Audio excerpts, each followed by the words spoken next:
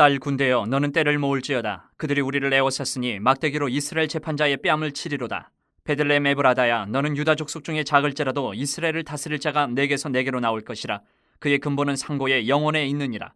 그러므로 여인이 해산하기까지 그들을 붙여주시겠고 그 후에는 그의 형제 가운데 남은 자가 이스라엘 자손에게로 돌아오리니 그가 여호와의 능력과 그의 하나님 여호와의 이름의 위엄을 의지하고 서서 목축하니 그들이 거주할 것이라. 이제 그가 창대하여 땅끝까지 미치리라. 이 사람은 평강이 될 것이라. 아수르 사람이 우리 땅에 들어와서 우리 궁들을 밟을 때에는 우리가 7 목자와 8 군왕을 일으켜 그를 치리니 그들이 칼로 아수르 땅을 황폐하게 하며 니므로 땅 어기를 황폐하게 하리라. 아수르 사람이 우리 땅에 들어와서 우리 지경을 밟을 때에는 그가 우리를 그에게서 건져내리라.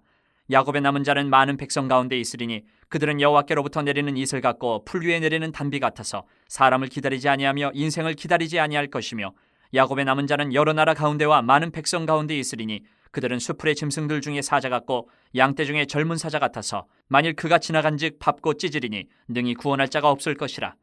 내 손이 내 대적들 위에 들려서 내 모든 원수를 진멸하기를 바라노라.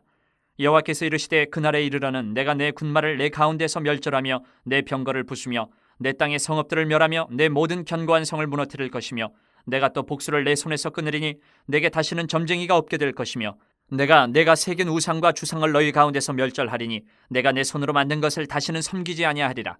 내가 또 내 아세라 목상을 너희 가운데서 빼버리고 내 성읍들을 멸할 것이며 내가 또 진노와 분노로 순종하지 아니한 나라에 갚으리라 하셨느니라. 하나님께서는 우리 인류를 향한 당신의 그 구원 계획을 오늘 이 미가서 5장에서 예언하고 발표하고 계십니다.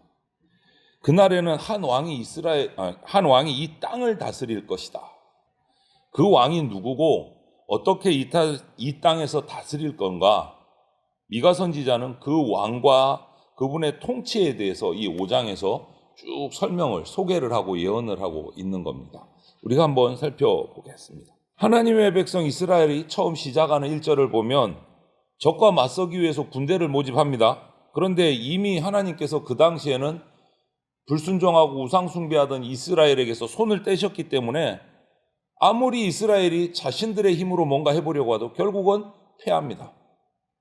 그리고 1절을 보면 적들은 막대기로 이스라엘의 재판장의 뺨을 때린다. 정말 모욕적인, 정말 안타까운 모습이 나타나는 거죠.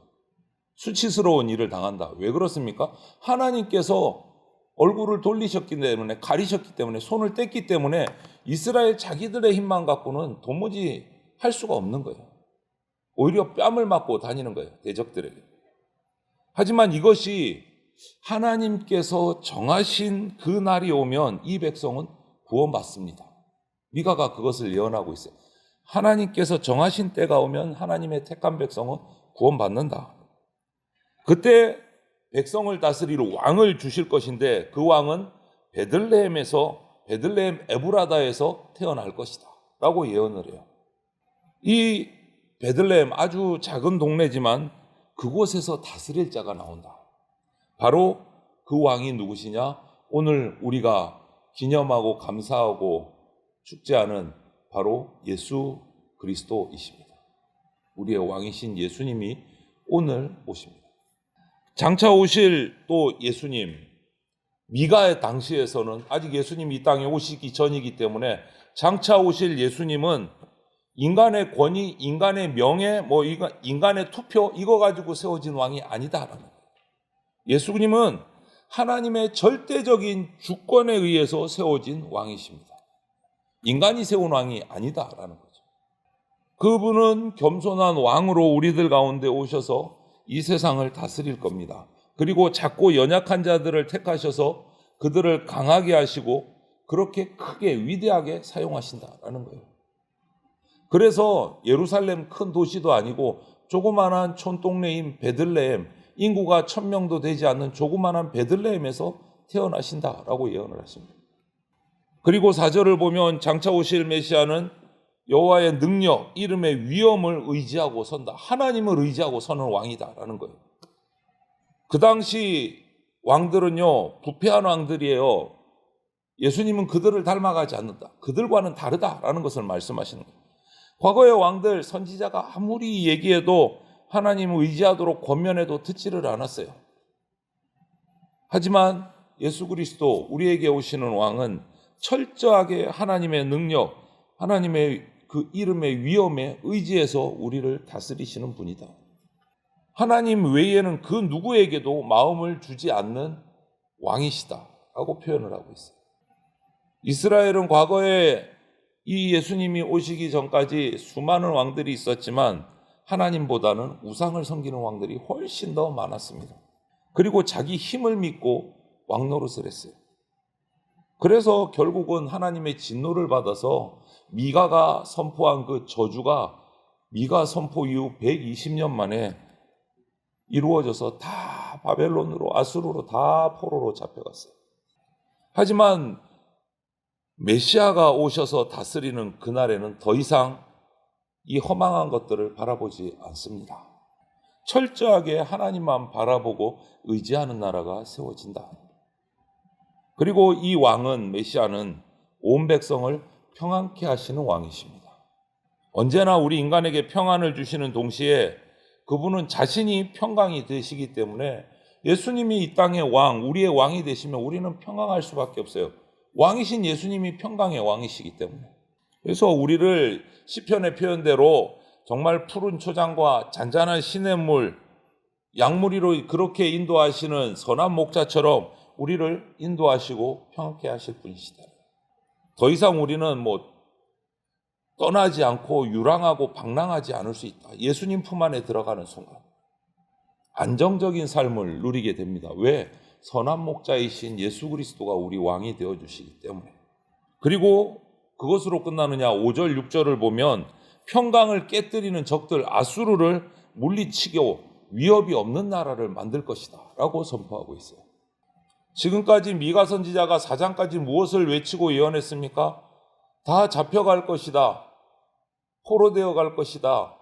망할 것이다를 선포했는데 이제 4장에 넘어오면서 회복을 이야기하고 5장에서는 이 평강의 왕인 예수님의 오심을 예언하고 있어요.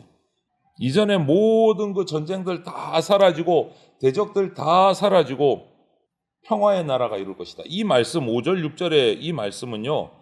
단순하게 인간적인 평강 그거 말고도 인간이 하나님과 이 예수님으로 말미암아 화목하게 된다. 진짜 평안이 온다. 이 의미를 얘기하고 있는 거예요. 진짜 평안이 온다.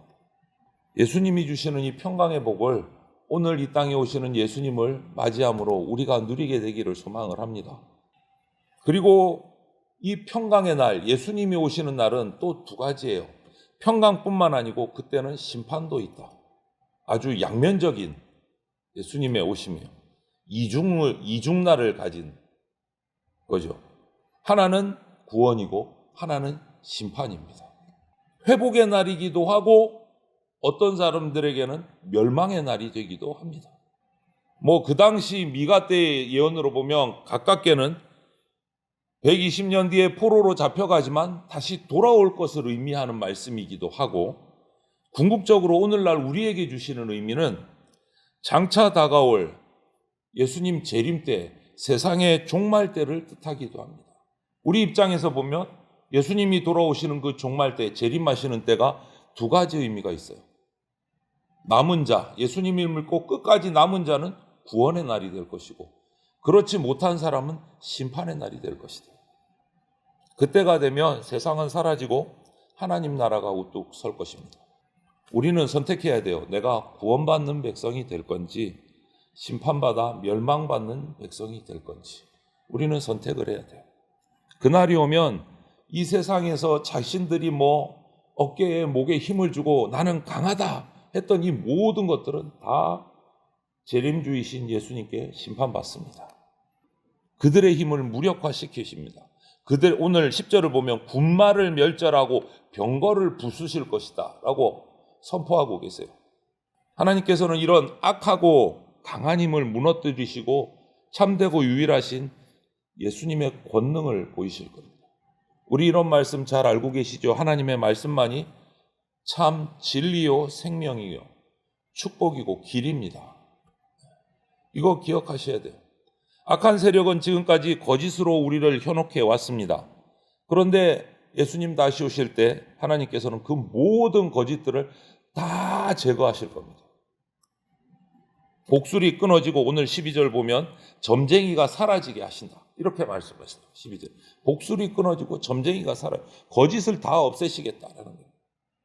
그리고 그 거짓의 가장 뿌리가 되는 우상들, 주상들, 아세라 목상들 다 제거할 것이다. 그동안 우상 종교는요, 거짓 선지자들을 내세워서 이스라엘 백성들을 정말 거짓으로 그냥 몰아갔어요. 거짓 평안, 거짓 축복. 오늘날도 그렇잖아요. 많은 이단 사이비들이 거짓 평안, 거짓 축복을 가지고 우리를 미혹하고 있어요. 하지만 그날이 오면, 예수님이 오시면 이 모든 것은 사라집니다. 오직 하나님 여호와의 진리만 선포됩니다. 하나님께서는 오늘도요, 이날도 마음이 성결하고 깨끗해서 주의 말씀에 순종하는 자를 찾고 계십니다.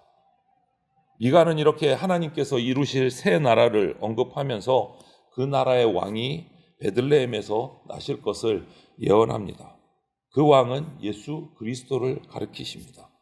예수님은 온 땅의 왕이십니다.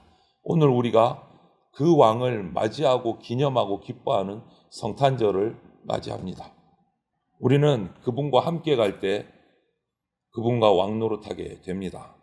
그날을 소망하면서 살아가시기를 바랍니다. 또 여호와의 날은 구원의 날이고 동시에 심판의 날입니다. 우리는 반드시 구원받는 거룩한 백성에 속해야 됩니다. 오늘 예수님의 오심이 곧 심판도 의미하고 구원도 의미한다. 이 두 가지 의미가 있다는 것을 꼭 기억하시고 그날이 올 때까지 마음과 뜻을 다해서 하나님의 말씀에 순종하는 그런 남은 자의 삶을 우리가 살아갈 수 있게 되기를 주님의 이름으로 축원을 드립니다. 아멘.